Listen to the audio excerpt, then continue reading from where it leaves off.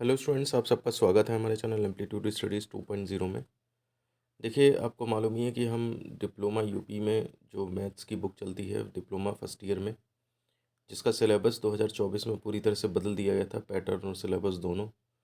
और उसकी जो एक्सरसाइजेस हैं मैथ्स की बुक की, सार्थक पब्लिकेशन की बुक है और उसकी मैथ्स की एक्सरसाइजेस के सॉल्यूशन वीडियो हम आपको दिया करते हैं। और इसी क्रम में देखिए, एक्सरसाइज 11.1 में क्वेश्चन नंबर 11 तक हमने पिछले लेक्चर में सॉल्व कर लिए थे। और उसके आगे के क्वेश्चन नंबर 12 से हम आगे स्टार्ट करेंगे आज। और आपको बता दें कि अगर आपको इसके आगे और पीछे के वीडियोस चाहिए तो आप डिस्क्रिप्शन में जाके प्लेलिस्ट का लिंक है उससे देख सकते हैं। साथ ही साथ चैनल पे भी विज़िट कर सकते हैं। बीटीयूपी कॉपी का फ्रंट पेज कैसे भरना है वो भी अगर सीखना है तो आपको वीडियो डिस्क्रिप्शन में मिल जाएगा। और टाइम मैनेजमेंट कैसे करें कि ताकि 3 घंटे के अंदर आप अपना पूरा पेपर सॉल्व कर पाएँ और कोई भी क्वेश्चन छूटे ना आपसे, तो ये भी चीज़ आप जो है वो देख सकते हैं जा कर के। फिज़िक्स केमिस्ट्री मैथ्स के सारे थ्योरी लेक्चर्स वगैरह ये सब चीज़ें सब आपको आपको पूरे चैनल पे मिल जाएंगी। आगे जब आप पढ़ेंगे तो सेकेंड ईयर थर्ड ईयर में फिर बाद में जॉब वॉब की वैल्यू या कैरियर पॉइंट ऑफ व्यू से आपको अगर देखना है तो उसके लिए भी प्लेलिस्ट अवेलेबल है, आप जा कर के वहाँ पे देख सकते हैं। ठीक है, तो यहाँ पर अब हम आज स्टार्ट कर रहे हैं क्वेश्चन नंबर 12। देखिए, आंशिक भिन्न में तोड़ना है x/(x³ - 1)। तो नीचे x³ - 1 का फॉर्मूला होता ही है x-1 x² + x+1। ठीक है ना, तो ये आपने कर दिया। अब इसको आप तोड़ देंगे a/(x-1) और ये क्वाड्रेटिक टर्म है तो bx + c/(x² + 1 + x)। फिर इसमें मल्टीप्लाई कर देंगे, लेफ़्ट साइड में जो डिनोमिनेटर में चीज़ होती है उससे मल्टीप्लाई कर देते हैं। तो आपके पास ये एक्सप्रेशन इस तरह से बन जाता है x = a ब्रैकेट में ये प्लस bx + c ब्रैकेट में x-1। अब देखिए, x-1 को अगर ज़ीरो माने तो यहाँ से x = 1 निकलता है और इससे ये ख़त्म हो जाएगा, a निकल आएगा। तो वो काम हमने किया। x = 1 पे इसकी वैल्यू अगर निकालेंगे तो देखिए a निकल आएगा, a = 1/3। अब उसके बाद अगर x की वैल्यू कुछ भी डालें हम b नहीं निकाल सकते, तो इसके लिए क्या क्या करेंगे, जैसे हमने पिछले वीडियो में क्वेश्चन नंबर 11 में खूब खोल के बताया था एक्सप्रेशन को, वैसे ही आप क्या करेंगे, क्वेश्चन नंबर सेकंड को खोल लेंगे पहले।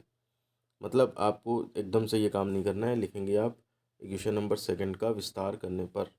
और फिर उसके बाद ये तो ठीक है, इसको मल्टीप्लाई करके और लिख लेंगे ताकि कोफिशिएंट्स ढूंढने में, गुणांकों को ढूंढने में आपको प्रॉब्लम ना हो।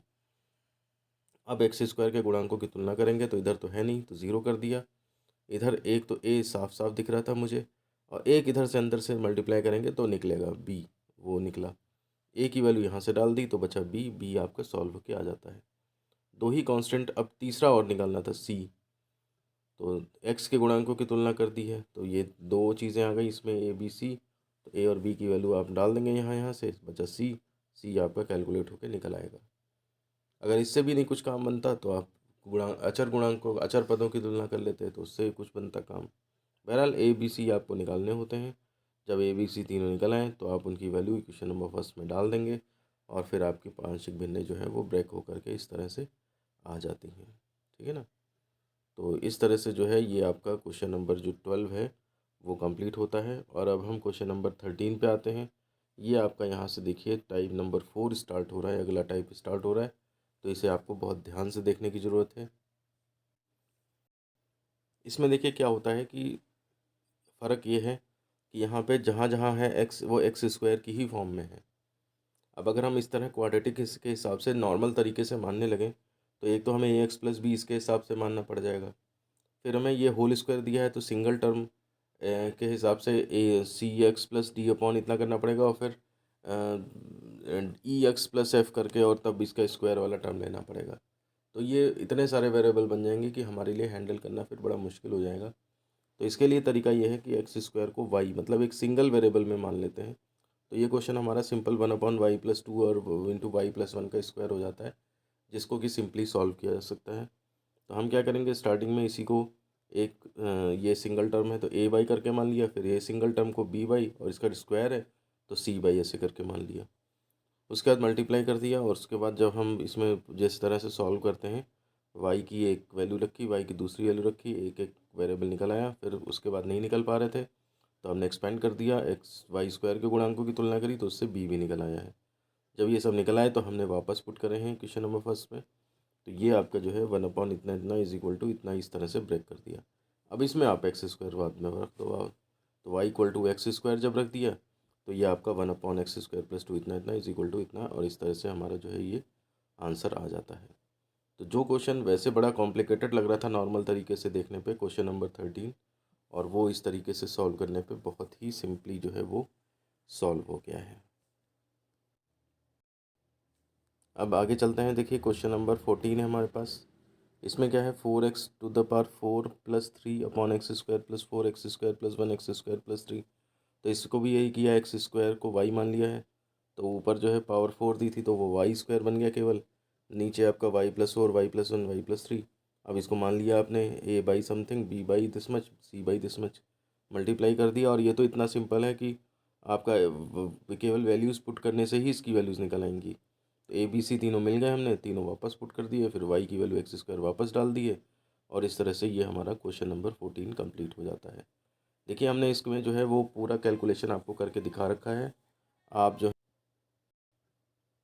जो हैं वो पूरी देख सकते हैं कैलकुलेशन। अगर आपसे कहीं मिस्टेक हो जाती है अपने आप से तो आप इससे मैचअप कर सकते हैं। अब इसके बाद हम चलते हैं, देखिए क्वेश्चन नंबर लास्ट 15 पे। तो यहाँ पर देखिए क्वेश्चन नंबर 15 आपके पास है, यदि 2x + p/x-1 × x-2, ठीक है ना, इक्वल टू आपके पास दिया है -7/x-1 + 9/x-2, तो p का मान बताइए। यहाँ पे देखिए हर में लेफ़्ट साइड में हर में x-1 का स्क्वायर दिया है बुक में, यहाँ पे स्क्वायर लिखा है तो वो एक्स स्क्वायर नहीं है, रॉन्ग इन बुक, ठीक है ना। ये क्योंकि ऐसा है ना, राइट साइड में आप देखिए x-1 x-2 है, यहाँ पे स्क्वायर लिखा हुआ है, वो कैसे हो जाएगा। अगर स्क्वायर होता तो जब हम तोड़ते तो यहाँ भी x-1 का स्क्वायर आना चाहिए था ना, तो ये एक मिस्टेक है। तो अब इस क्वेश्चन को सॉल्व करना है तो कैसे करेंगे हम इसमें, तो सीधे आप इसमें पहले लेफ़्ट साइड में जो ये दिया है इसे मल्टीप्लाई कर देंगे तो आपके पास ये खोल के आ जाएगा इस तरह। अब इसी को आप बस सॉल्व कर लीजिए यहाँ पे, ठीक है ना। तो आपने 2x + p इधर इधर चल रहा है, और इधर ये सॉल्व करके आपका 2x + 5 आ गया। अब देखिए 2x सेम है तो p की वैल्यू क्या होगी, कंपेयर कर लीजिए। कंपेयरिंग कांस्टेंट टर्म्स, तो p हमारा जो है 5 आ जाता है, और इस तरह से ये p का मान निकालना था, ये आराम से निकल आता है। तो इस तरह से हमारी एक्सरसाइज जो है वो पूरी हो जाती है। आपने देखा कितने आसान क्वेश्चन थे, और कुछ ही वीडियोज़ में ये पूरी एक्सरसाइज ख़त्म भी हो जाती है। इस चैप्टर से 5-5 नंबर में, 5 नंबर में, 2.5 नंबर में या 2 नंबर में 2-3 क्वेश्चन आने की चांसेस रहते हैं। तो अगर आप इसको अच्छे से तैयार करते हैं और आसानी से तैयार भी हो जाती है तो ज़रूर ज़रूर पेपर में आप जो है वो आपको सफलता प्राप्त होगी। वीडियो को फिर यहीं पे ख़त्म करते हैं। पसंद आया तो लाइक करें, दोस्तों में शेयर करें, और कमेंट करके हमारा उत्साहवर्धन करें, ताकि हमें पता लगता रहे कि आपको इन वीडियोज़ की आवश्यकता है भी या नहीं, या आपको ये कैसे लगते हैं, ज़रूर से ज़रूर बताएं। मिलते हैं आपसे ऐसी किसी नेक्स्ट वीडियो में। धन्यवाद।